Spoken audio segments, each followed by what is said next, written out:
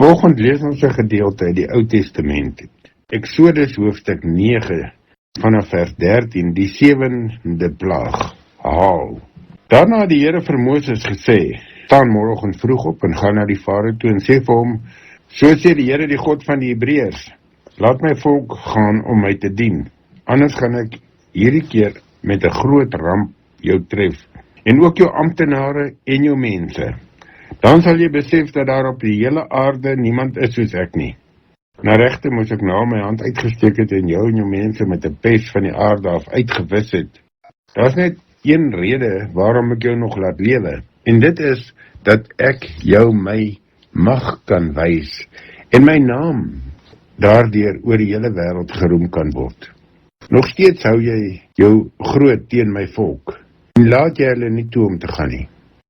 Môre hierdie tyd gaan ek 'n verskriklike swaar haalstorm laat losbars, soos daar nog nooit in die bestaan van Egipte was nie. Laat nou al jou vee en alles wat buite is na veiligheid bring. Al die mense en diere wat buite is en nie onder dak gebring is nie, sal deur die haal doodgeslaan word. Die amptenare van die Farao wat bang geword het, toe hulle hoor wat die Here gesê het, het haastig hulle slawe en vee onder dak gebring. Maar die wat hulle nie aan sy woorde gesteer het nie, het hulle slawe en vee buite laat bly. Toe die Here vir Moses gesê, steek jou hand in die lug op, dat daar haal oor die hele Egipte kan kom, oor mense en dier, oor al die plante van Egipte.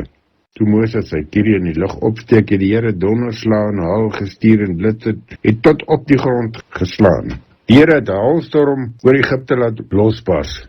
Die haal het geval tussen die haal deur, het die een blits op die ander gevolg, so erg soos dit nog nooit was, vandat daar mense in Egipte gewoon het nie. Die haal het die hele Egipte getref, alles wat buite was, mense en dier, al die plante is deur die haal weggeslaan, selfs al die bome is in repe geslaan. Net in die Gosenstreek waar die Israeliete was daar nie haal nie. Die Farao laat roep toe vir Moses en Aaron en sê vir hulle, nou erken ek was verkeerd, die Here het reg, ek en my mense is skuldig. Bid tog tot die Here, die donderslae en die haal is vir ons te erg. Ek sal julle laat gaan, julle hoef nie langer te bly nie. Toe het Moses vir hom gesê, sodra ek uit die stad uit is, sal ek my hande in die bed na die Here uitsteek. Dan sal die donderslae ophou en daar sal nie meer haal wees nie, dat u kan besef dat hierdie land aan die Here behoort. Wat u en die amptenare betref, ek weet u het u nog nie ontzag vir God die Here nie.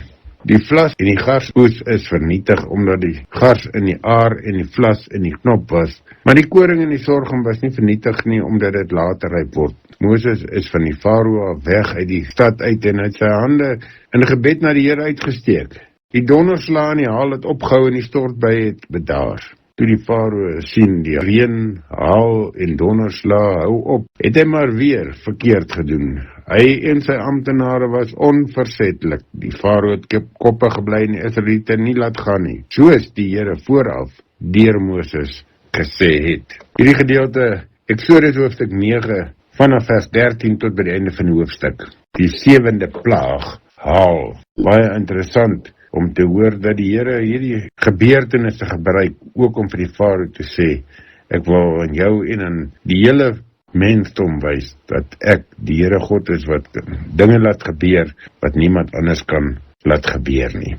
Eksodus hoofstuk 9, vanaf vers 13 tot by die einde van die hoofstuk, in die 83 vertaling.